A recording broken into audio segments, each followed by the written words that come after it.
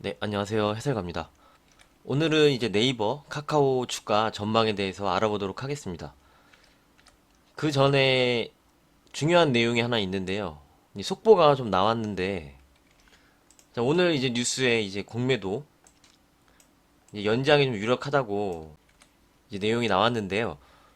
최근에 뭐 시장이 좀 빠지고 이제 코로나 재확산 내용 나오면서 안정 효과를 기대한다 하면서 이제 유력하게 공매도 연장을 할 거라고 하는데요. 이러면은 이제 시장에서 공매도가 끝나는 시점에 메이저들이 뭐 준비를 하고 이제 코스닥 종목들 세력들이 준비를 하고 뭐 그런 게 있었는데 전략을 새로 이제 짜야 될 겁니다 아마.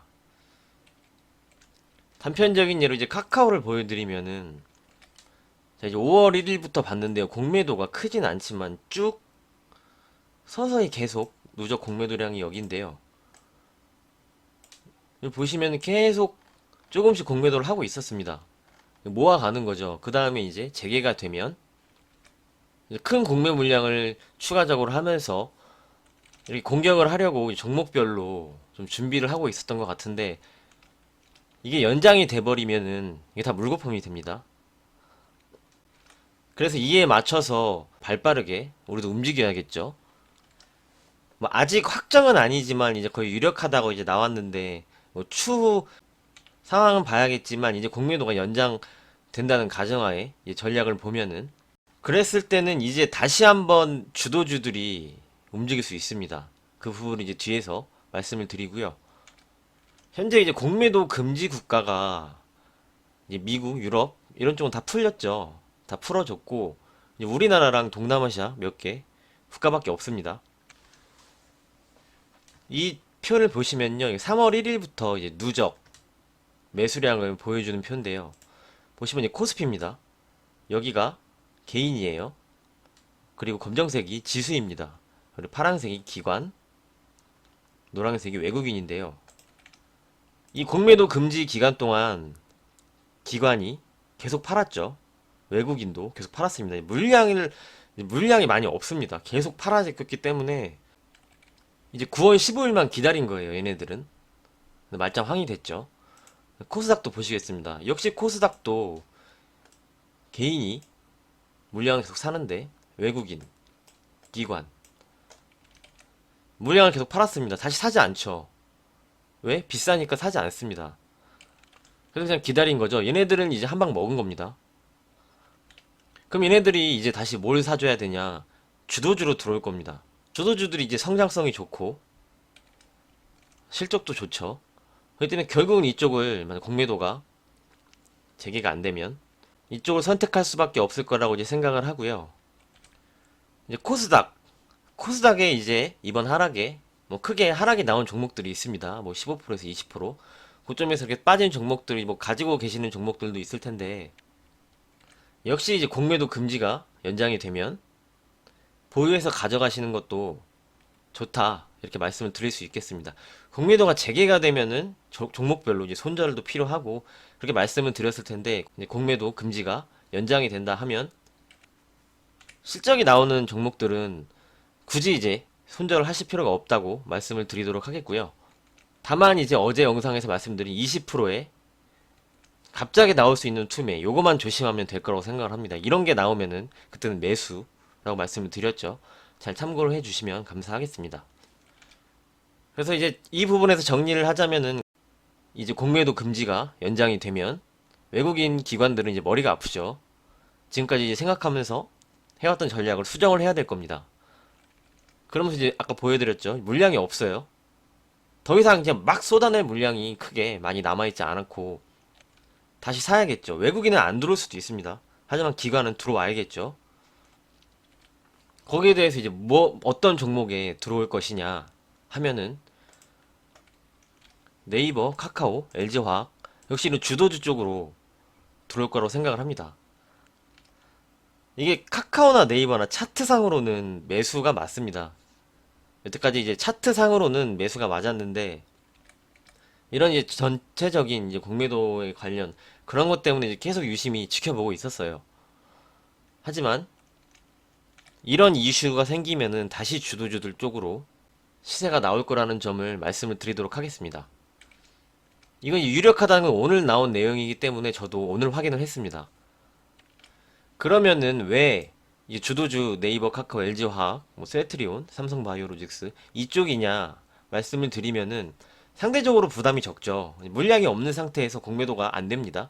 그러면은 어떻게 수익을 내야 되냐? 기관들을 예를 들면은 부담이 없죠. 여기가 벼 있습니다. 근데 다른 한국전력을 예를 들어서 말씀을 드릴게요. 여기 쭉 내려왔죠. 월봉인데요. 계속 내려왔고 일봉 보시겠습니다. 이렇게 이제 물량이 계속 살아있죠. 여기에 이렇게 이런 구간에서는 보유자들이 많이 있습니다. 그럼 올리면 올릴 때마다 여기서 매물이 나오죠. 상대적으로 부담감이 큽니다. 같은 돈이면은 이 주도주를 공략을 하면은 뭐 한 10%로 올릴 수 있는 게 이런 종목들을 올리려고 하면은 한 5% 정도 밖에 못 올리겠죠.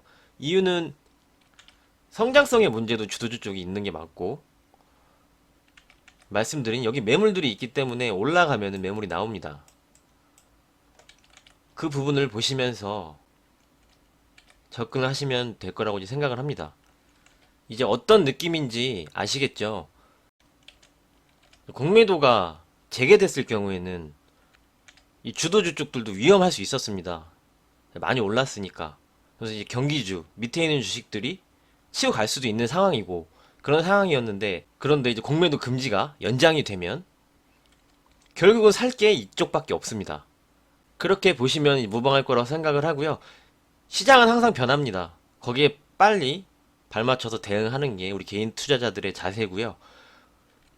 만약에 갑자기 또 뭐 9월 15일에 공매도 바뀔 수가 있습니다. 그럼 또 그에 맞춰서 대응을 해야겠죠. 하지만 지금 유력하다가 나왔으니까 이런 시나리오대로 이제 말씀을 드린 내용입니다.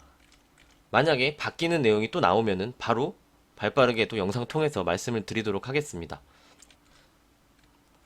그러면서 이제 11월까지 일단 끌고 가보는 거죠. 11월 3일에 미국 대선이 있습니다. 그 전까지 트럼프와 연준이 미국 시장의 하락을 크게 하락하는 걸 용인하지 않을 겁니다. 지금 부양책 한 개 또 합의 중이라고 이제 말씀을 드렸죠. 이 나스닥이, 이게 나스닥 차트인데요. 나스닥이 이렇게 올라가는 게 유동성인데, 그 유동성을 왜 풀었냐? 이제 트럼프가 재선을 해야 됩니다. 2009년 금융위기 때는 이제 유동성을 풀고 주가가 올라오니까 그거를 빠르게 회수를 했습니다. 그러면서 주가가 한 번 더 출렁이고 그런 모습이 나왔었는데, 현재는 회수를 크게 하지 않고 있습니다. 계속 풀고 있어요. 미국에서.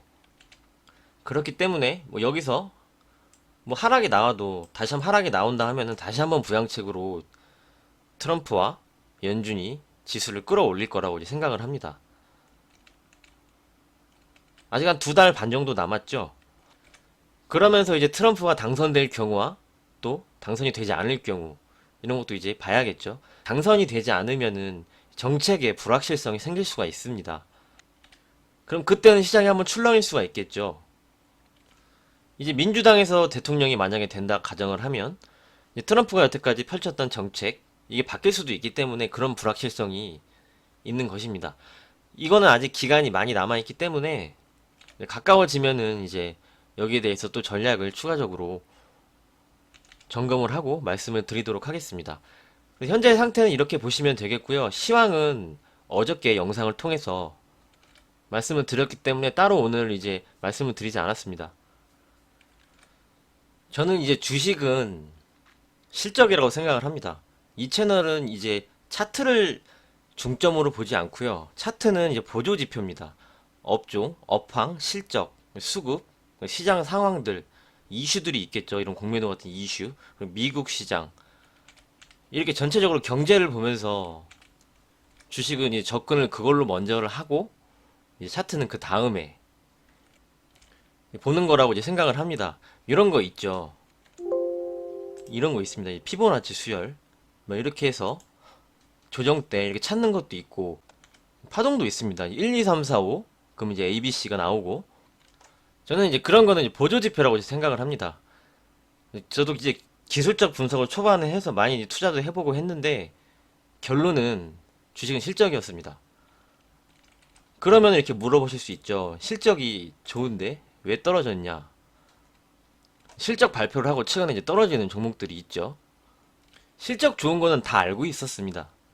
그래서 주가가 이렇게 오른 거죠. 시젠을 예를 들면은 실적이 좋은 거 알고 있었기 때문에 주가가 미리 오른 거고, 실적 발표가 나오고 이제 매도가 나온 겁니다. 실적이 좋은 걸 알고 있었기 때문에 주식이 올랐고, 그 전에 반영을 해서 오른 종목들은 실적 발표를 하면은 따라가면 안 됩니다. 그 전에 올랐기 때문이죠. 그래서 이제 센트리온 실적 발표했을 때도 따라가지 마시라고 말씀을 드린 게, 실적이 좋기 때문에 주가가 이렇게 오른 거죠. 그래서 이제 그런 종목들은 실적 발표가 나오면 뭐 예외의 경우도 있습니다. 예외의 경우도 있는데 이렇게 보시면 될 것 같아요.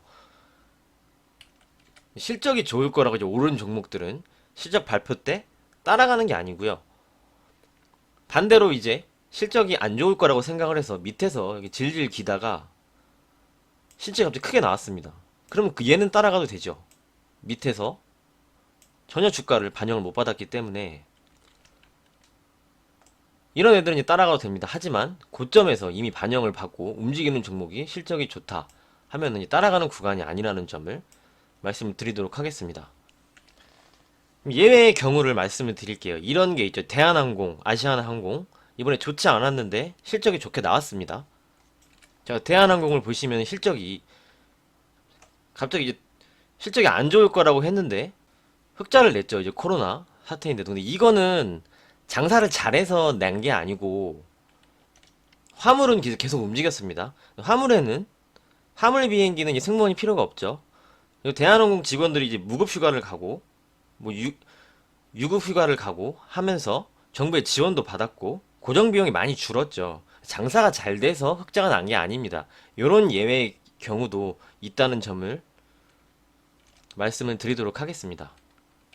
그래서 이제 결론을 말씀을 드리면 차트도 중요합니다. 차트도 중요하지만 차트는 이제 후행성을 갖고 이제 과거를 보고 하는 것이기 때문에 이제 보조 지표로 사용을 하는 것이고 100%다 맹신을 할 필요는 없다.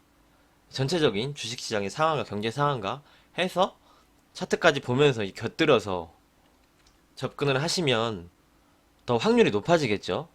이렇게 말씀을 드리도록 하겠습니다. 궁금하신 점 있으면 댓글 남겨주시고요. 오늘은 여기까지 하도록 하겠습니다. 여러분의 구독과 좋아요가 큰 힘이 됩니다. 도움이 되셨다면 구독과 좋아요 부탁드립니다. 수고 많으셨습니다. 감사합니다.